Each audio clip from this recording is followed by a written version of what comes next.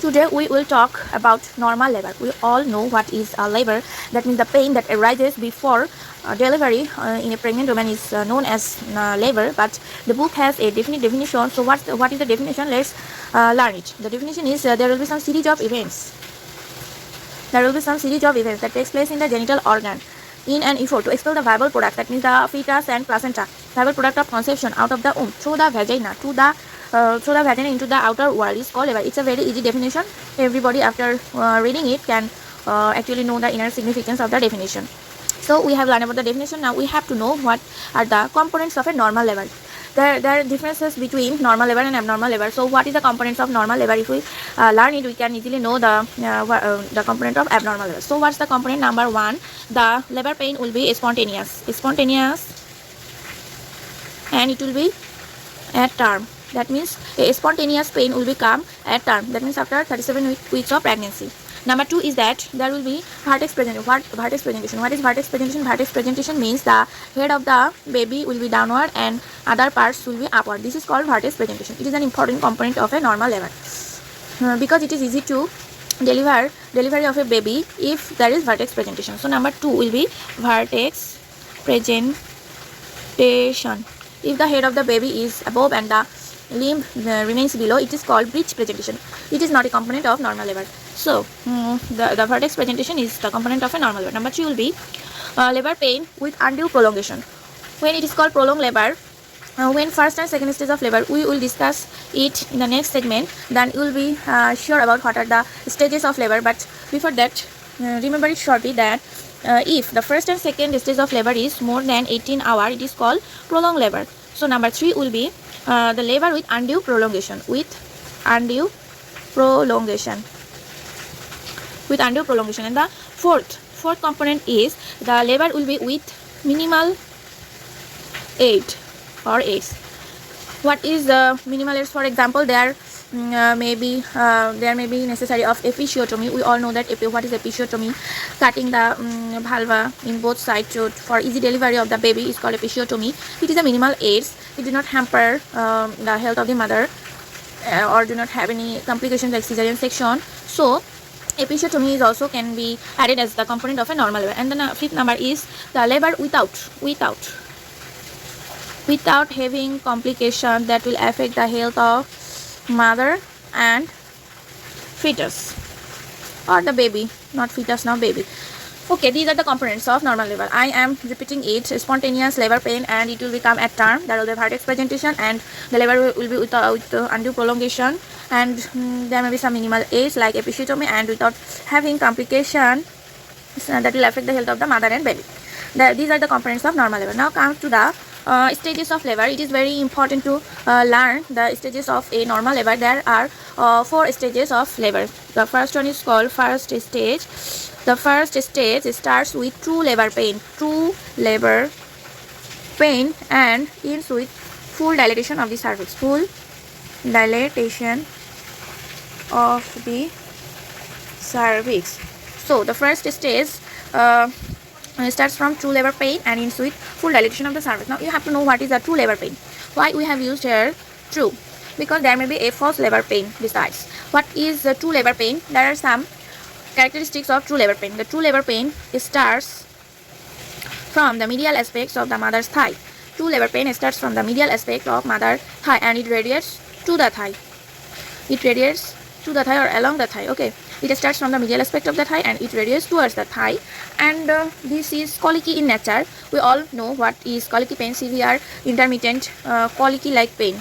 It is colicky pain and it is very severe. The gallbladder pain, we know this is colicky pain. It also occurs in the ureter and hollow structure. So the pain will be like colicky, and the pain is very severe and it do not relieved by any medication or any other thing. So the pain is colicky in nature, and pain will be also intermittent. And duration of the pain and intensity of the pain is more.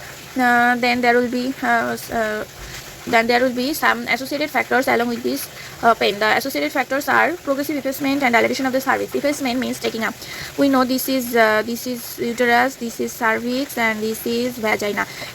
Effacement means this cervix will be taken up by the uterus and the cervix will be dilated, and at the last moment this cervix will parallel to the vaginal wall so that it will make a canal like this. Full dilatation. The cervix is full dilated here and merged with the vagina, so it makes a birth canal like a structure. So associated factor will be effacement and dilatation of the cervix, and there will be show. What does show means? Blood mixed mucus. There will be some blood mixed mucus that will come from the genital tract and can be seen along with the thigh of the mother. It is called show.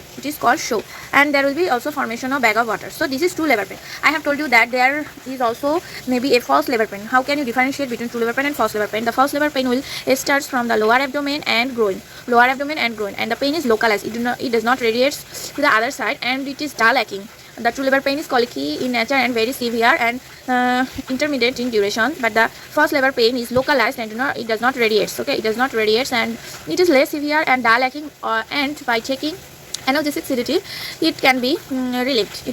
And it is non-progressive. It do not progress. It is continuous. It is not intermittent, and there is no associated symptoms. So these characteristics are called false labor pain. So I think you have learned it very clearly that what is true labor pain and what is false labor pain. So now we have to know about the time of first stage of labor. In primigravida,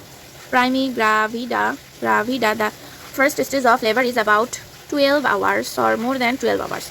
But in multipara, the duration is half of the previous one, that is more 6 hours, about 6 hours. Okay, not more than that. So the duration is half than the previous one. So in primigravida the duration is about more than 12 hours, and in multigravida the duration is about 6 hours. Now we come to the second stage of labor. Second stage of labor starts from the full dilatation of cervix to the delivery of the fetus.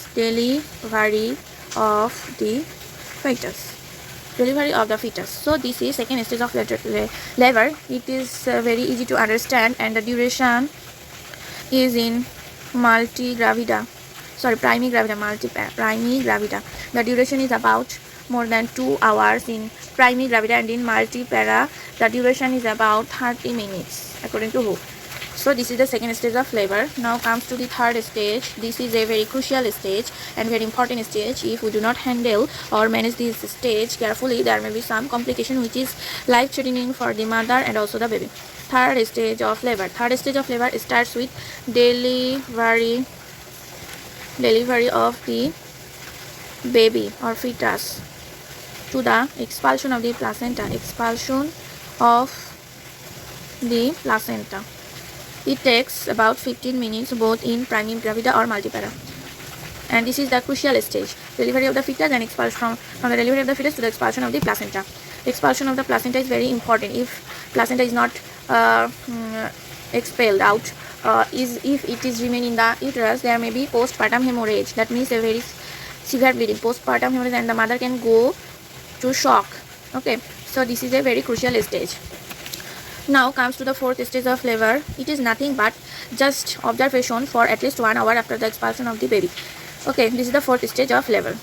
So we have learned about all the stages of labor. There are 4 stages: first, second, third. The first stage is from true labor pain to the full dilatation of the cervix. It takes 12 hours in primigravida and 6 hours in multipara. And the second stage is full dilatation of the cervix to the delivery of the baby. It takes about 2 hours in primigravida and about 30 minutes in multipara. And the third stage is the most important stage, the crucial stage. It is from the delivery of the fetus to the expulsion of the placenta. It takes about 15 minutes, and the last one is just observation for 1 hour. I have forgotten you to told the first stage have 2 sub-stages, that is latent. Number 1 is latent phase. This latent phase, it is about first 8 hours. Here contraction is slow, and the second phase is active phase. Here the contraction is more. It is from the 8 hour to 12 hour. That means 4 hours. The first 8 hours is called latent phase, and the last 4 hours is called active phase. In latent phase the contraction is slow, and in active phase the contraction is rapid. So first stage have 2 phases, latent phase and active phase. We have learned about the stages of labor to labor. Now we have to know about the third stage of labor, management of third stage of labor. It is very important. Before that, we have to know how bleeding stops after third stage of labor. Okay, In third stage of labor, if the bleeding stops stops spontaneously by itself, there is no need to fear or no need to be anxious about the third stage of labor. But if bleeding occurs and bleeding does not stop, it is quite dangerous. Okay, so we have to know how bleeding stops. It has 3 points to be remembered. Number 1 point is that continuous contraction and retraction of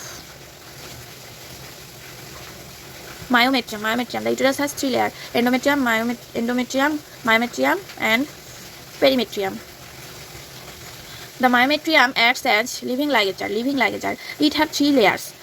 The outer fibers of myometrium is situated longitudinally, and the inner layer of the myometrium is arranged in circular pattern, and the middle layer, here the fibers are arranged in crisscross manner. So outer longitudinal, inner circular, and middle crisscross layer, when contract, it also contract the blood vessels. So it acts as a living ligature. Retraction means permanent shortening of the muscle. In contraction, it contracts and then relax, but during retraction, the myometrium muscle fibers permanently shorten and contracts the blood vessel. This is the number 1 point. Number 2 point is thrombus formation. This thrombus helps in stopping of the bleeding during third stage of labor. And number 3 point is anterior-posterior wall apposition. That means the uterus, the anterior wall of the uterus and the posterior wall of the uterus, which remains in close apposition. So these 3 points helps in stopping or stoppage of bleeding. Now, if bleeding persists, what are the management steps? In one word, it is called AMSOL. AMSOL means active management of third stage of labor. AMSOL. Okay. Here, what should we have to do is, first, injection oxytocin 10 unit. That means 2 ampoule. 2 ampoule is given within 1 minute of delivery of the body. 2 ampoule is given within 1 minute of delivery of the baby. Okay. Number 2 is delivery of the placenta by control contraction. Control contraction, CCT, means after giving oxytocin, after 2 to 3 minutes of giving oxytocin, the cord is slowly we have to give a traction of the cord slowly after giving oxytocin. So it is called control contraction. And after removal of the placenta, we have to massage the uterus slowly, and then we have to examine the placenta, that all the bits, all the component of the placenta has come out or not. There may be written bit of placenta that may cause bleeding. So we have to check the placenta that all the bits has expelled out or not. And after that, we have to monitor all the vital signs. There may be some question arising in your mind that why we give oxytocin after delivery of the baby. Oxytocin helps in contraction of the fundus and relaxation of the cervix, and it will help in augmentation of the placental separation and helps in control contraction, so there will be easy removal of the placenta. And when we will not give oxytocin, if there is twin pregnancy or multiple twin pregnancy, or if there is heart disease. In twin pregnancy, if we give oxytocin, then due to contraction of the uterus, the second baby may fall into distress. So we should not give oxytocin if there is twin pregnancy. Okay. And if the mother have heart disease, it may hamper the mother health. And why we give uterine massage? We give uterine massage because it acts as a pacemaker. As we have pacemaker in our heart, it starts wave from the SA node. So if we give uterine massage, we